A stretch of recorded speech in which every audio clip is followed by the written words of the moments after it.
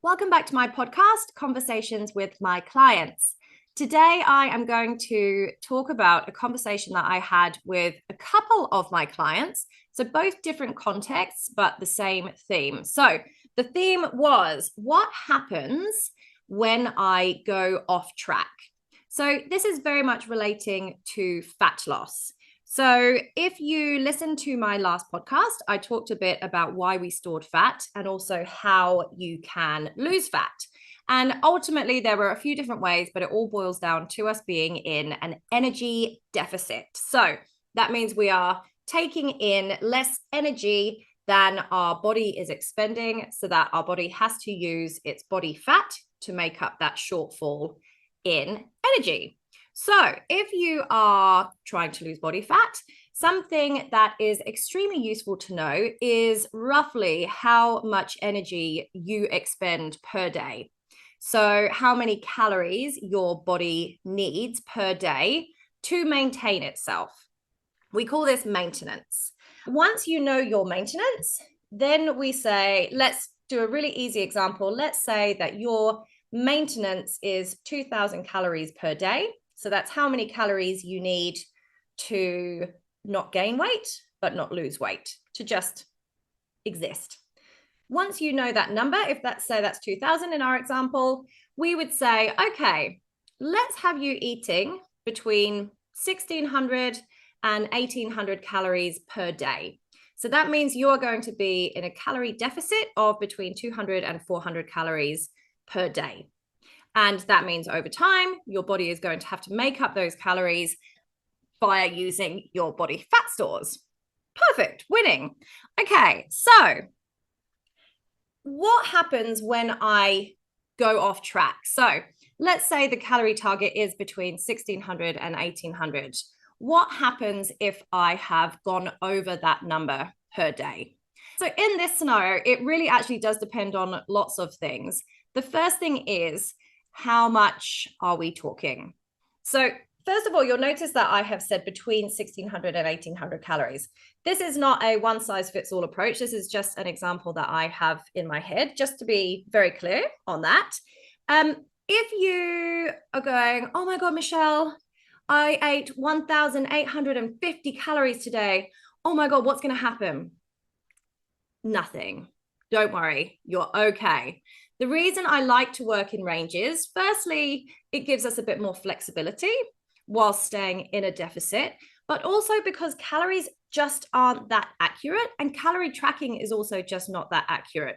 So even on food labels, they are allowed approximately a 20% variance in how many calories they actually contain. So it's really, really, really not worth getting super caught up on the exact numbers and hitting your exact numbers. So if your maximum calorie range for the day is 1,800 and you've gone 1,850, that's fine. It's absolutely fine.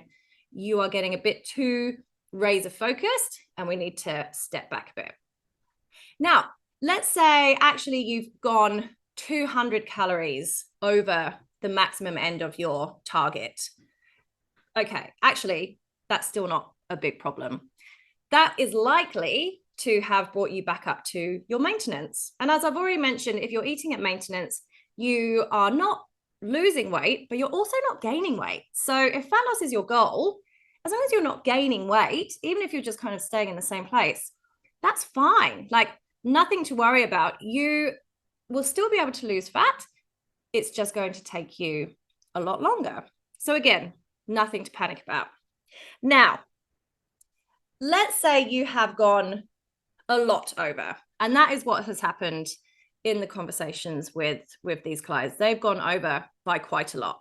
Now, this might also still not be that big a deal. So what we need to do here is zoom right back out. And let's remember that although we work as a society in days and weeks and months and years, our body doesn't work like that. Our body is just alive always. And sometimes it's asleep and sometimes it's awake. It doesn't know that it's midnight and a new day starts with calorie tracking. You are constantly burning energy. So your body doesn't know that on one day you have eaten this amount of calories. Therefore, it's all gone wrong. So let's zoom out and look at a week as an example. So let's say, for the example that we've been working with, Monday through to Friday, you successfully ate in a 200 calorie deficit every day. So that's 2, 4, 6, 8, 10. So you have essentially got 1,000 calories in the bank that you have under-eaten, I guess, to put you in your calorie deficit. Now, let's say come Saturday, you go all out and you eat 3,000 calories. You might be like, oh my God, disaster. But actually, if we zoom back and look at the week that you've saved 1,000 calories, your maintenance is 2,000 calories. You have actually just brought yourself back to, over the course of those 6 days, back to maintenance. So although you feel like, oh my God, I've lost control, everything's gone crazy, you are actually still just at your maintenance if we zoom out and look at this over time. So again, we're not losing weight, but you're also not gaining weight either.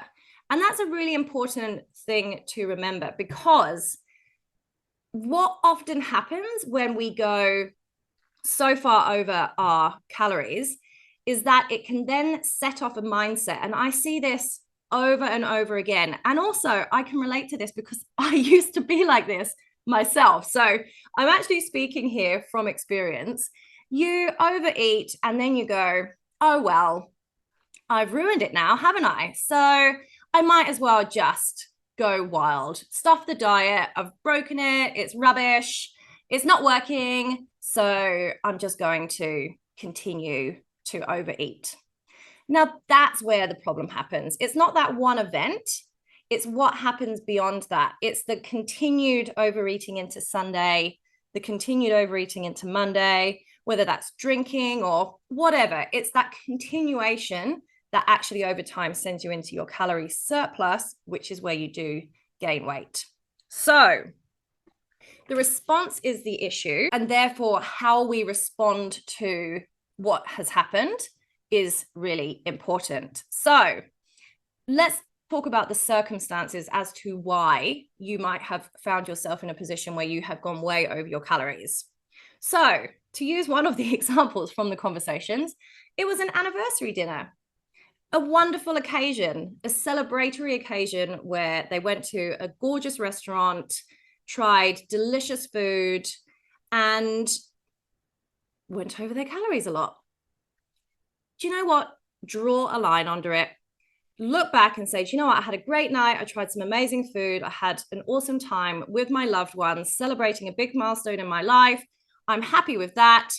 Draw a line. I've gone over my calories. That's fine. Draw a line and move on. Continue as you would normally. That's it. Fine. Happy memories. Look back. Enjoy. Food is also for enjoyment. So look back. Happy days. Move forward. Now, if you have found yourself in a kind of, I guess, almost like a binge episode because you have been overly restricting yourself during the week, then this is something that we need to look into. If you find that you are emotionally eating, if you find that you have banned something from your diet and then you get into a position where you can't stop eating it, you know, my advice would be the same. If this happens, draw a line on it, move forward. It happened, that's fine, but we do also want to look into why this has happened. Why have you overly restricted yourself during the week? I always aim to set a really nice sustainable calorie target. So weight loss is slower, but you can stick to it and you don't get to the weekend and feel like, oh my God, I'm starving, I am desperate, and you throw yourself face first into food. Going a bit slower, but in a much more sustainable way, means you avoid these big blowouts that can really affect your fat loss in the long term. If you have banned something from your diet that you love, like let's say a lot of people do this, they love chocolate and then they're like, oh my God, I'm not going to eat chocolate for a month. Or they love bread and they're like, oh my God, I'm not going to eat bread because of carbs, which is so silly. What do you do when you're told that you can't do something? you instantly want to eat that food. So if you deny yourself something and you desperately want it, at some stage you are just going to fall face first into it. So, can we find a way of bringing those foods into your diet so you can actually still enjoy your life and lose fat at the same time? These things are so much easier said than done. And like I said, I am actually speaking from experience in these as well. Been there, done it. And this is where a coach can come in handy, because these are issues that you need to talk through. And sometimes you don't realize it's happening, and you need somebody on the outside to look in and question you and see, why is this happening? What can we do differently to make sure that this doesn't happen again?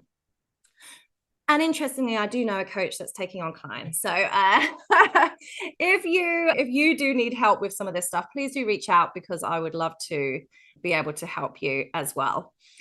That's it. That's where I'm going to leave it today. If you do have any topics that you would like me to cover in future episodes, please do reach out. Otherwise, I will be back with some more conversations soon. Bye.